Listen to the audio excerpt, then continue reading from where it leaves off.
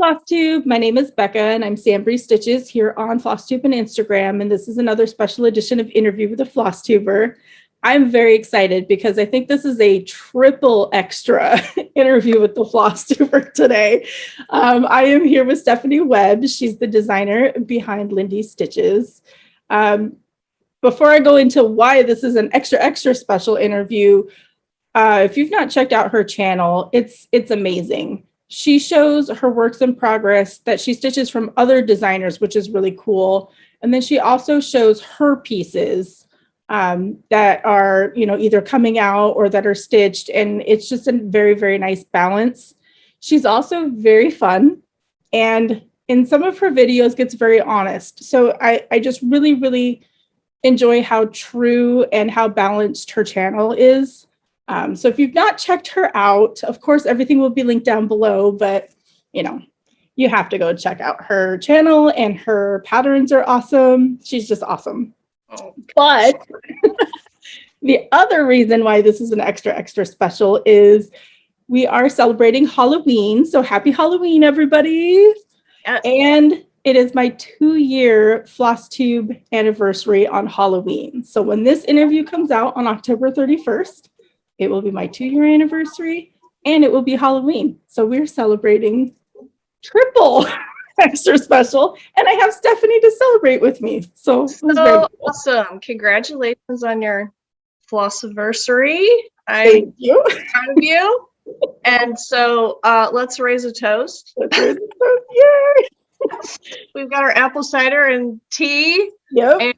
And to many more awesome interviews and Flosstube episodes on your channel.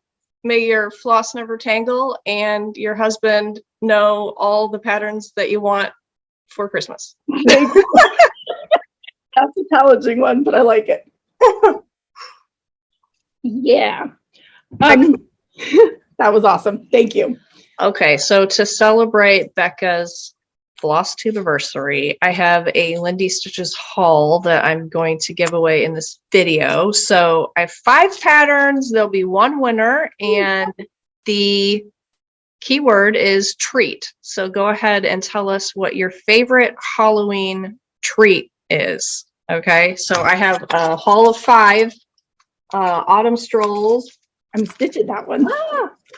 Beautiful things. Love that one. Tread Softly, Dracula's Confession, and Cats Love Christmas. Awesome. So, Halloween treat. What's your favorite Halloween treat, Becca? My favorite Halloween treat? I think that's a tough one.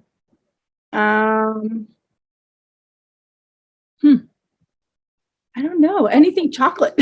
Usually anything chocolate. Definitely not candy corn, even though there's a candy corn thing behind me. Anything chocolate. Usually whenever my girls would go trick-or-treating, I would kind of steal the chocolate. Yeah, well that's how you know when you're a parent, is like, what are you stealing from your children when they trick-or-treating? Yep. It's all the pieces. That is the toll, mom toll for my parenting services is 100%. I all your Reese's pieces. Yeah. What's yours? All the Reese's peanut butter cups. Yeah, I was gonna say, you have to give them to me. Yeah. I'm sneaking in your room and getting them anyway. They don't even go in my kids' room. They just all go in a bowl because mom and dad have to check the candy to make sure it's all good. Although my kids are older now, so we just go buy our own bags of candy and just eat them. Right. But okay. Thank you for doing that giveaway. And I'll just draw names in my next Flosstube video. So make sure that you enter in the comments below on here so that you have a chance to win. That was a very, very generous. Right. I own many of those patterns. Love them. All right. Thank you. Yep. So before we jump into questions, I was just kind of hoping that you would tell a little bit about yourself and the history behind SamBrie Stitches, if you wouldn't mind. Yeah. My name's Stephanie Webb, and the history behind my business is I've always been creative. I went from kind of doing some graphic design, copywriting work for a saddle shop to kind of having a life disruption of adding a third child and couldn't do that anymore and was looking for something creative that I could do business wise, and decided I was very into crochet at the time and thought I would design like crochet projects. So I started working on my own pattern for this baby blanket. It took me, I want to say 6 months to to crochet it up, like figure it out, crochet it up, write down all the steps. And right as I was at the point of like trying to take like some sort of model photo for it, I stumbled on cross stitch patterns on Etsy and looked at them and thought, I could do that. And that looks way easier, which it's not. But at the time, I was like, this took me 6 months. I could do that, 5 minutes, which I couldn't. But, and I abandoned the crochet and just dove headfirst into cross stitch patterns. So that's how I got started. And it's just, that was in 2015, which feels like yesterday for how fast everything's gone and how quickly my business has grown. It's shocking. I don't even know. I feel really blessed to have found something that suits my talents and is really fun. Mm-hmm. I have fun like every day doing my work, which is something I know not everybody has. So I feel really blessed.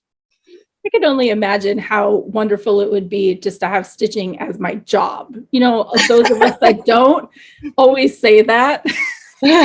Amazing. Not having to go to like my retail job and just stitch and design. That'd be awesome. But well, I mean, not all of it is fun for sure. There are aspects of it I definitely don't enjoy, but because owning your own business, you have to do so many different things. And so there's inevitably going to be some things that you're like, I hate doing this. But yeah, I'm not going to say I'm throwing a party every day. And I do have to be careful not to burn myself out, because I have noticed, like, if I am spending all my time on my business and then I'm sitting down and I'm like forcing myself to model stitch every night, like I will get to the point where I'm like, I hate cross stitch, and I hate it. So, because, it's just like anything. If you spend all your time doing something, you're going to get tired of it. But yeah, so I'm kind of careful about that. But yeah, for the most part, I never get there, and it is a lot of fun. Yeah. Well, I think that's neat. I think probably because you stitch other people's patterns and you enjoy them, and the way that you talk about them in your videos, you're passionate about them. And then, it gives you a break because you designed your pattern for the most. I mean, you stitched some of your patterns, but it's just a nice balance. So I'm glad you're not getting burnt out, because your patterns are awesome. So keep going. So let's jump into the questions. Okay. The first one is, why did you start a floss tube, and were there any particular motivations? Like most people, I just wanted to get on here and join the awesome community that was talking about cross stitch. I think we're probably about the same age, but like, sometimes I feel sorry for my kids because they don't know what the life was like without the internet. And I know, like, our generation, where we were older when the internet, became commonly used. And I still remember like moments of discovery where you found somebody, like, at first it was blogs. Like, I can remember finding a blog of just like this everyday person doing something I thought was fascinating, and like your mind's like blown, right? And a lot of people have that experience with Flosstube. People are still having that experience with Flosstube, of finding it for the first time, which amazes me because you assume everybody knows what you know, but anyway. But So why did I start a channel? Like, it was just so exciting to me that people were sitting down and talking about cross stitch. It was fun. Yeah. It's fun to be on the other end of it too, and to put videos out. Yeah. Yeah. I get that. I'm still shocked because I take my stitching with me everywhere, and my husband and I go on like adventures to different places, and I'll just sit and stitch. And I'll get people coming up that stitch, and then I'll introduce them to my channel, of course, and tell them about Flosstube. And the people that I've talked to, they've never heard of it. So like it's just crazy that the community is just still growing. Yeah. Still growing. So yeah. It's a great community. Yeah. Yes. Very cool. So this is a subscriber question, and they were just wondering if you had a blog of any sort. The real answer is no. Do people read? Do people read anymore? I hope so. I don't know. No, I have a section on my website where I post like news and like my conversions and stuff, but other than that, no. Yeah. I think most people are doing the audiobook thing, so I don't know with the reading. I don't know. So this is kind of a fun one, and it's, where do you get your design influence from? This question is always hard for me to answer. Anywhere and everywhere. Sometimes it's words, so I'll come up with some sort of words that I like how they go together. Or a quote. I'm like, man, this is a great quote. I want to like decorate this and make it into a pattern. Other times it's a concept or a color palette, or I don't know, like it's kind of from everywhere. I think that's what I get. Well, I know you really like the quotes, which is really neat. I love that. Yeah. And and birds. Yes, of course. Very, very inspirational. Yes, I love birds. Yeah. Well, that's animals. Neat. You kind of get inspiration from the world, period. So, I mean, anything can be translated into a different form of art. And that's what's so exciting about being creative, is like, no matter what you find exciting or awesome or strange, you can translate it, paint it or sculpt it, or being creative. Pretty cool. So how did you learn to stitch, and how long have you been stitching? So my mom was, everybody, a lot of people harken back to their mom. My mom was a very, and still is, a very crafty woman. She was a seamstress. She did cross stitch. She made all sorts of things. She painted for a while. And so I don't remember, but I'm sure she was the one who taught me how to cross stitch.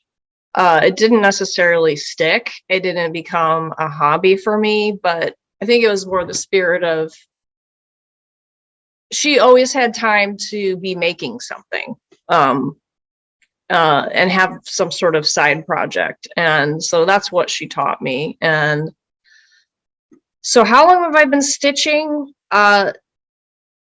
Regularly? Probably 2014 was when I started stitching regularly. So it really wasn't that, my business didn't, where's the words here? I don't know. It happens. My business followed hot on the heels of me getting back into cross stitch. So I don't have this long history of stitching, but boy, have I amassed a lot in that time frame. Right? A lot of projects, a lot of haul, a lot of stuff. That seems to happen. I've talked with a few new stitchers, and it's called the rabbit hole for a reason, because once you kind of, dive in there, you buy everything. You want everything. Well, I'm embarrassed to admit this, but I just told this to another stitching friend the other day. Like, I didn't even know needlework shops existed until about 2015. Like, I didn't even know that was a thing. I'd never heard of something that was a cross stitch store. Like, that blew my mind. But when you think about how many of them there actually are, I guess it's not that strange that I didn't know that was a thing. Well, and I guess around that point, I'm sure there were a lot more than there are now. It's so sad how little amount of, it seems like a lot, but it's a lot less than what it used to be for shops. Yeah, when it was a more common thing to do. Yeah. Less online, more in person kind of thing. So yeah. But no, nothing to be ashamed of. I'm sure there are still people that, aren't really aware of needle workshops only because they're few and far between. So you have to be. Oh yeah. Whenever I have to tell someone what I do for my business and they're not a crafter, I mean, it's always very interesting. You do what? Yeah, right. It's like I tell them and then I'm like, I'm not sure how much you understand of what I just said, but whatever, Yep, you try. Oh, I love the reactions I get from people. Like I said, I bring my stitching everywhere and I'll get people who say, I don't have patience to do that. Or, stuff like that. And I'm like, really? Like, why would you? I think that's just their excuse of I don't want to hear anymore. Conversation is over. You are strange. Stop talking to me about stitching. I don't care. So this is one of my favorite ones. It's what's your favorite project that you've stitched so far? Okay, so I went and got it because it hangs up downstairs. But this is my favorite project I've stitched. Sorry for the glare. No, that's good right there. Yeah, this is a kit by Maya, M-A-I-A. I don't know that they produce kits anymore, and it's kind of hard to find, and I don't remember what it's called. It's in my old floss tube, but I stitched this kind of as a memorial piece for my son's birth mom. My son is from Ethiopia, and I saw this and just died. I love it so much. It wasn't necessarily fun to stitch because of all the background, but he was about this big when we adopted him, and so I don't know. It's more meaningful to me than some of the more random, funny, quirky stuff.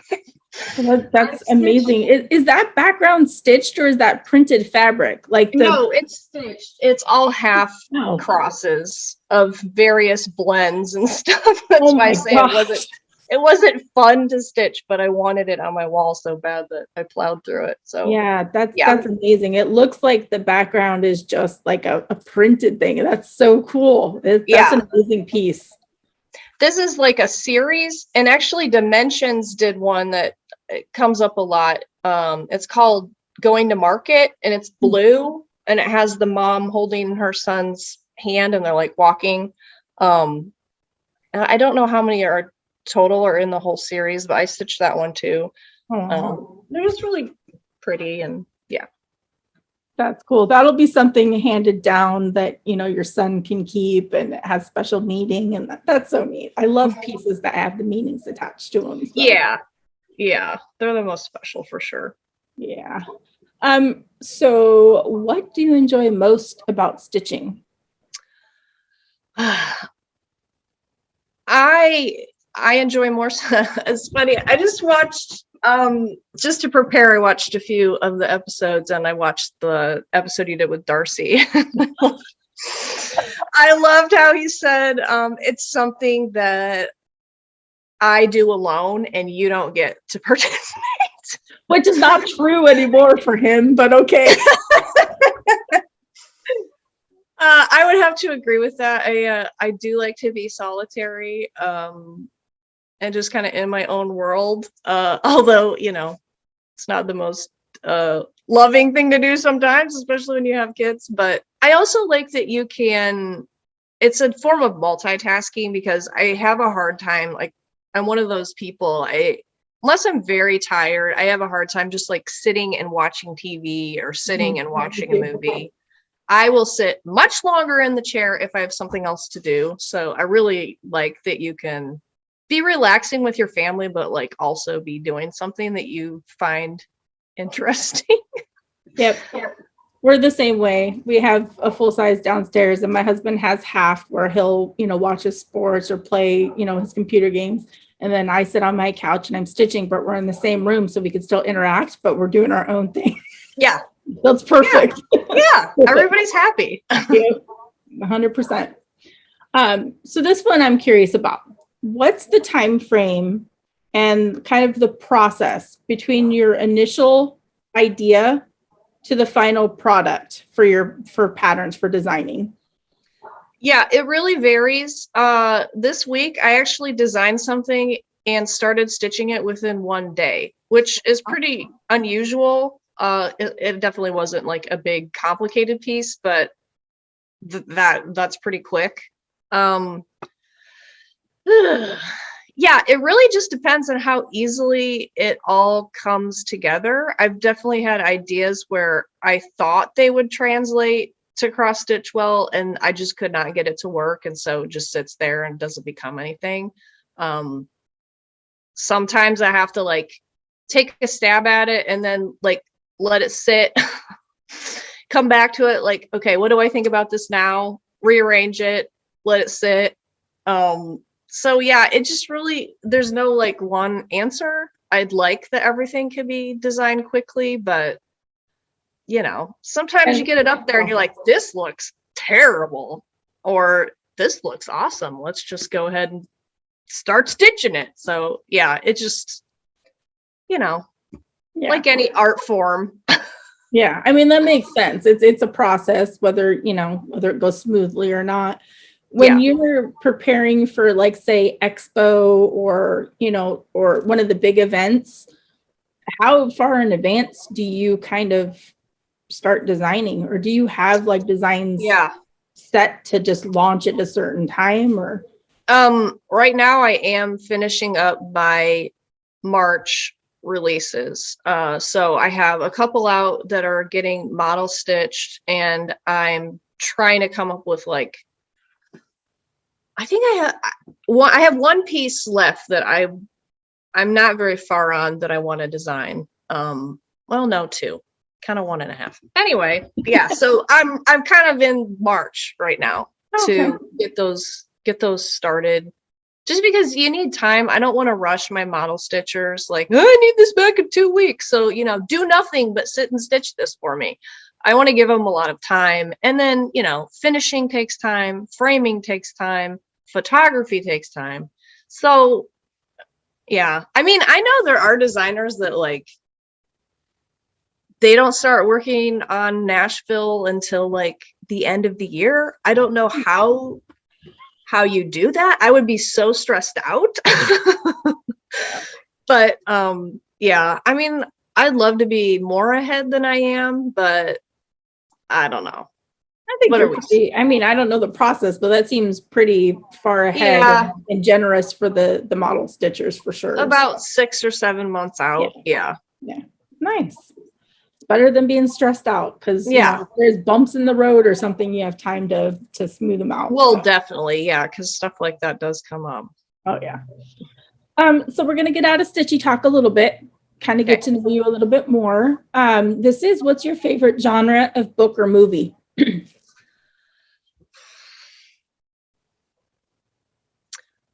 I don't know.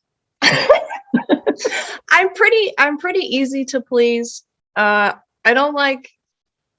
not really a horror fan, not really a like, let's get all graphic and vulgar kind of person, but anything else, I'll give it a whirl.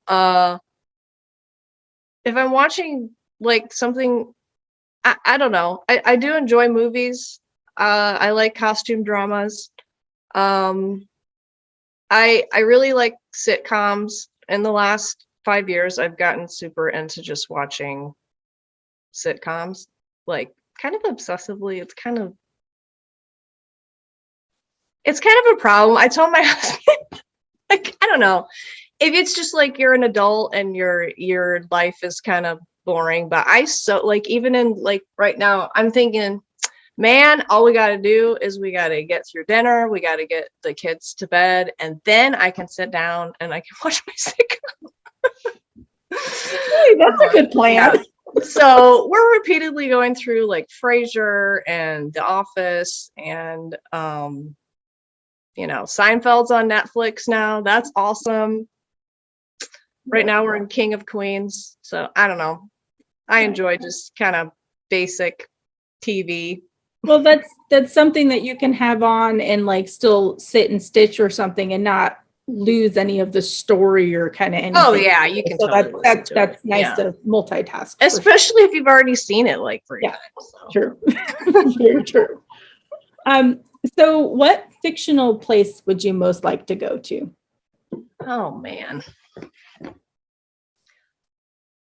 I mean, I'm not gonna lie. I'd love to go to Hogwarts.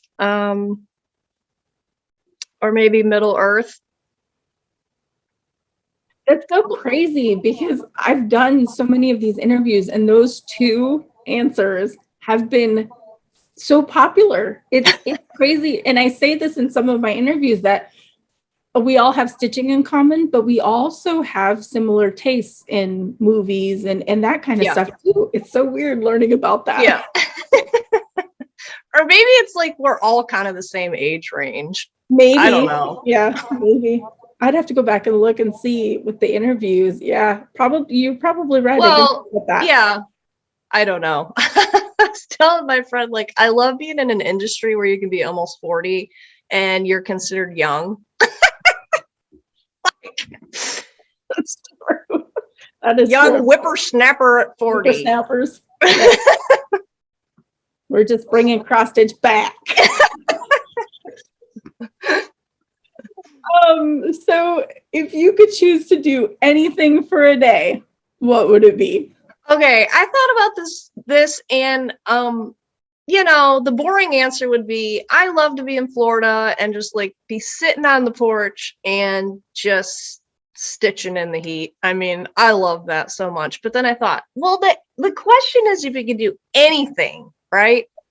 Like the sky's the limit. Anything, yep. Okay, like I watch a lot of animal videos and Instagram has me figured out. So it's constantly feeding me cute animal reels, like reeling me in with the animals. I get so jealous of people that can like handle wild animals, or it's like their job to like take care of the penguins or the sea otters and they're like all up close and personal with them. Like I want a day where like I can just do that. Like I want to hang with the elephants and the ravens and the owls. Have you seen the owl? Owls are my favorite. They're my favorite. I have an owl tattoo. That's how I'm obsessed with owls. It's like you just want to smash them. I mean, maybe I shouldn't be allowed to be with them, but that would just be so cool. That would just thrill my soul. Yeah. No, I'm right there with you. The reels have got me, and it's all the animal ones too that it's sending me, and I'm like, that would be awesome. So basically, just working in a zoo would be kind of neat. That way, you get to interact with all different kinds of animals. That'd be really cool. Yeah. So do you happen to have any other hobbies besides cross stitch? I know you talked about crochet. I mean, I don't even crochet anymore. I talk to my cats a lot. Is that a hobby? I take pictures of my cats. I thought, well, maybe flower gardening is my hobby, but really I only go out there once a week and like kind of poke around. So I don't know that that's a hobby. That's funny. Okay, I go thrift store shopping. I do too. A lot. I love doing that. I love the thrill of the hunt and finding cool stuff super cheap. Yep, I do that too. Goodwill hunting is awesome. It's fun. Yeah, my daughter and I are excited because there's a new, and it looks big, Goodwill opening in our town. So grand opening is coming and we're going to be all over that. So that's exciting. Yeah, I don't have a lot of time for other hobbies. Yeah. And I'm happy. So yeah. Stitching takes up, I tried to do some other hobbies. I tried to like start making a quilt and I haven't really touched it because I want to get my stitching done. It takes up so much time. So yeah. I kind of Yeah. want, like, I'm very interested in like doll making. Oh, you've made a couple. Yeah, and not even like I enjoyed the primitive dolls that I made, but I don't know. Again, with the Instagram, I've been fed different feeds where people are just making really cool like little dolls, which sounds strange, but I'm fascinated by it. So I don't know. I'd like to maybe someday try to figure that out, but That'd be pretty cool. yeah. So I'm curious about this one. How would your friends describe you? Oh my gosh. Do people complain about this question?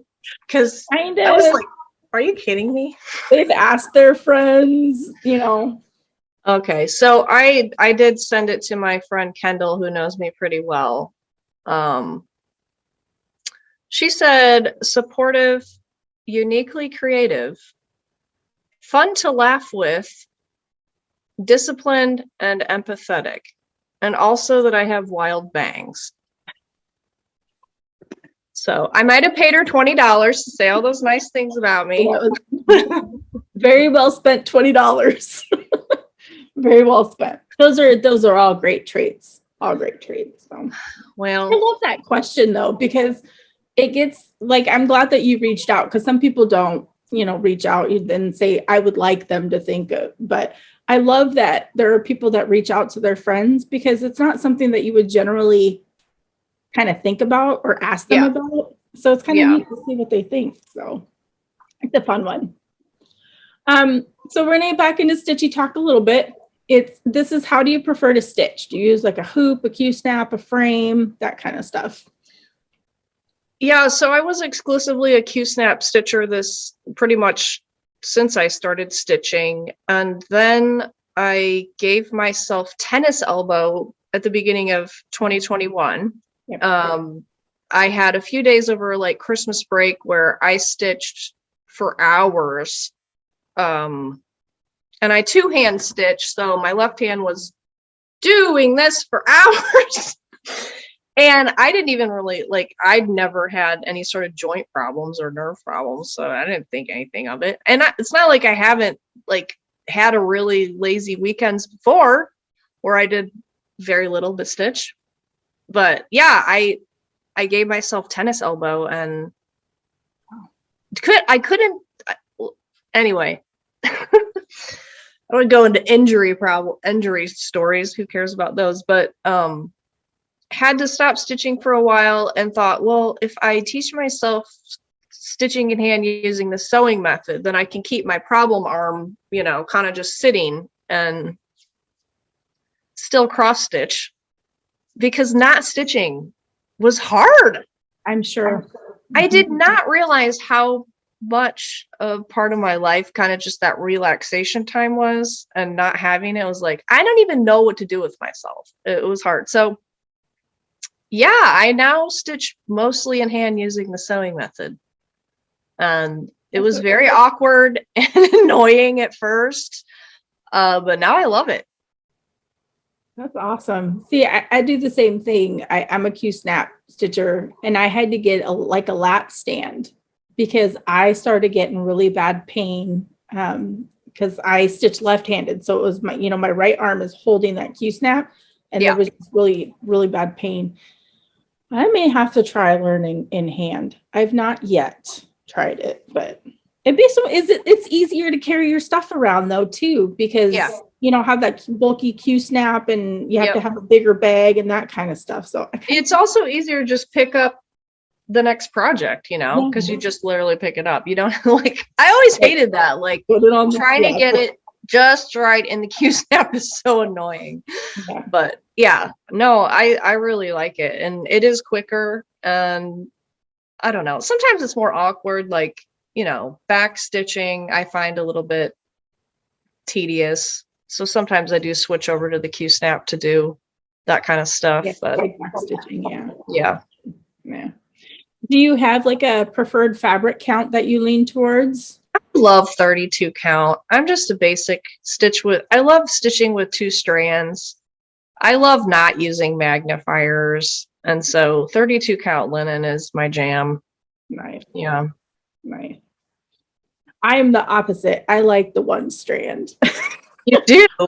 Well, it's just to try to get it to lay. That's the thing that drives me crazy, because even with railroading, the 2 stitches or the 2 strands, just trying to get it to lay nice drives me crazy. I haven't been one to care how my stitches are laying very much. Yeah. So maybe I should get, embrace that. It'd be so much what to do. It'd be so much nicer, because then I'm not as limited to the fabric, basically, because the 1 strand doesn't work so well, because I'm Ada, so I would be 16 count, and it doesn't, 1 strand doesn't work too well on that. So. Yeah, that's true. So where is your favorite place that you've traveled, and did you bring stitching along when you went? So my favorite place I've traveled is I went to Ireland twice. But I wasn't stitching at the time. So the answer is no, I didn't bring my stitching. Yeah. But it was a lot of fun. If I was in Ireland anyways. That's like my dream. Yeah, it's beautiful. Oh, nice. So what can you not do without for your stitching? Like your favorite go-to must-have besides the basics, of course. Yeah, I have to have petite tapestry needles now with the stitching in hand. I love those little petite needles, and if I have to use a big one, I'm not gonna stitch. I really like them. In fact, I usually use the 28s, even if I'm stitching on 32 count. I love the really tiny needles. I don't even know how I got onto that, which is not very cost effective because I tend to break them. Yeah, I don't know. Yeah, I have to go ahead. I was gonna say, I think with the smaller needles, it probably would be easier in hand to do it, because the longer ones are easier for the kind of when you're doing the sewing method, you're just trying to bump it under the threads. You're not trying to grab it again, and so makes sense. I gotta have that little needle. Other essentials, I don't know. I have to have good lighting. That's one thing that drives me crazy about traveling, is I tend to always forget about that. And my last few vacations, I've taken projects that I can't even work on because I cannot see them, like the darker fabrics or stuff like that. You're like, how am I supposed to stitch on this? Why did I even bother hauling this here? I have to have good lighting. I was gonna say, it's a little difficult for you because you stitch in hand, because they do make the lights that like clamp on to Q-snaps. Oh yeah, like that. But for you with like in-hand stitchers, portable lighting can be difficult, I would assume. Yeah. And hotel lighting is always awful. It's historical. Yeah, absolutely. So, how do you decide on what you're going to work on next? I lick my finger and go outside and hold it up in the wind. Right? No, I think that's what everybody does. Whatever I want. I mean, I want to have fun, It's just, you're here to relax and enjoy yourself. So whatever you want to work on is fine. Whatever you want to start is fine. Yeah, I was like, that's a normal, I think the majority of people do that, whatever calls to them or whatever. Yeah.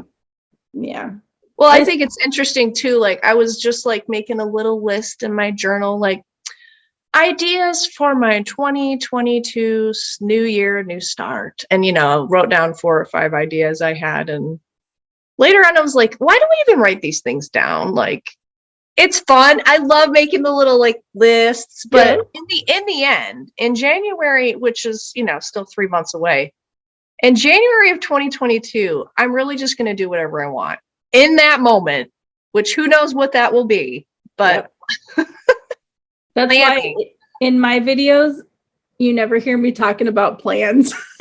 How everybody has like a plan section. Yes. not this girl.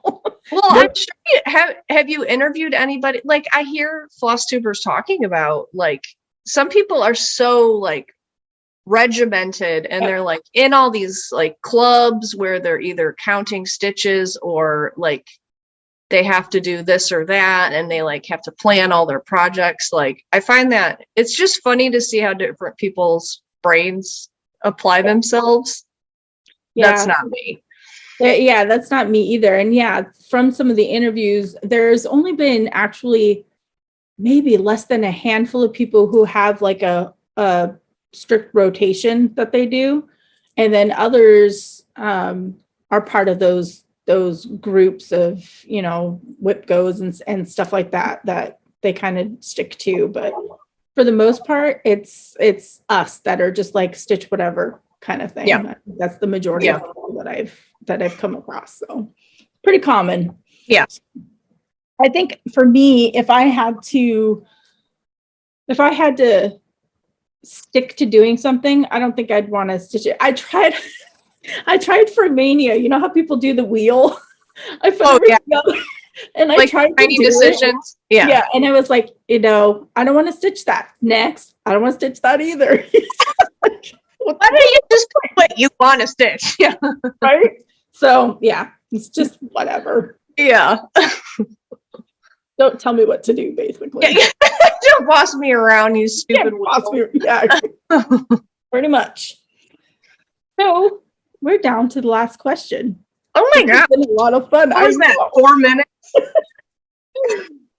But this is kind of one of my most favorite ones, and I like to end the interviews with this. And it's, what's the best thing that has happened to you within the past couple of years? Past couple of years have been pretty rough. So.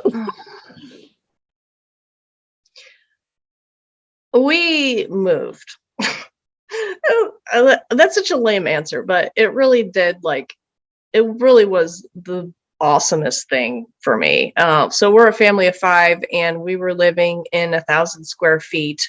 And up until the last few years, we were homeschooling, and my husband works at home. So it was a very cramped situation. And I think we handled it with grace, but it was hard. And we were always on top of each other, and trying to run a business out of that amount of space was very stressful. And I had stuff everywhere. I mean, I'm a very neat person, so you couldn't tell I had stuff everywhere, but I had stuff everywhere. And just to pack orders, I would have to take packing materials out from this spot. You know, it was just like such a process. And making a design, and you know, I'm using the dining room table, then it's dinner time, and so you got to put everything away. It was really challenging. And my husband was bound and determined to just stay in that house for the rest of his life. And so I never thought we'd be in any other situation. And then, you know, I don't know, just different things happened to change his mind. And now I have my own room for my business, and it's just so nice. It's just so nice to have a space where you can make a mess and then like shut the door.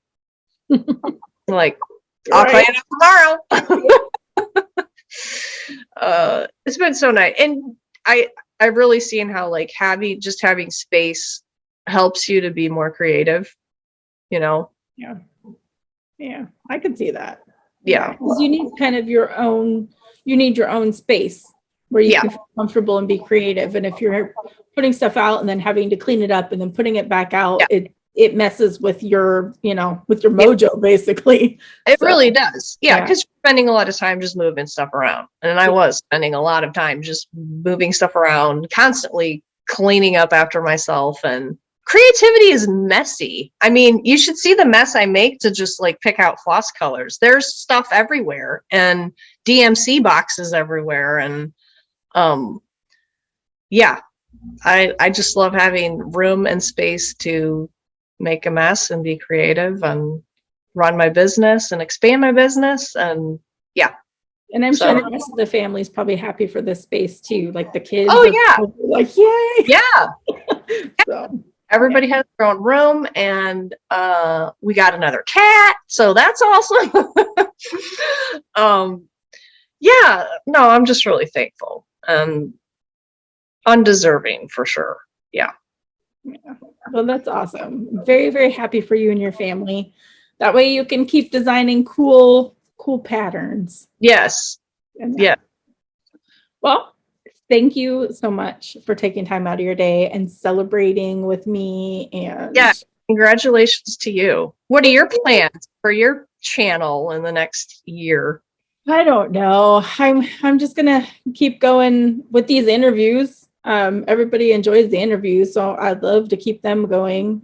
There are so many there are so many floss tube channels out there, and some that I've not even ever heard of. Yeah. But yeah, and then we'll see what happens. I really enjoy doing these. I really do. So. And I saw you're near Portland. Yeah. Well, I'm about 3 hours. 3 'Cause hours. because I drive down to Acorns and Threads. And so that's about a 3-hour drive for me. So, but I make a day trip out of it, and it's a blast. So we might meet next year, because I'm going to be at the summit in the fall. Yeah, that's exciting. Really fun. Cool. Yeah. I did the summit this year on Zoom. I just missed most of it because I had to work on the weekend because it was Zoom and I couldn't take it off. Darn. Yeah. Well, hopefully next year's in person. It'll be so cool. So yeah. Oh, that'll be so neat. I'm excited. Yeah. So. All right. Well, thank you so much. And we're going to say bye to everybody on Flosstube. All right. Bye.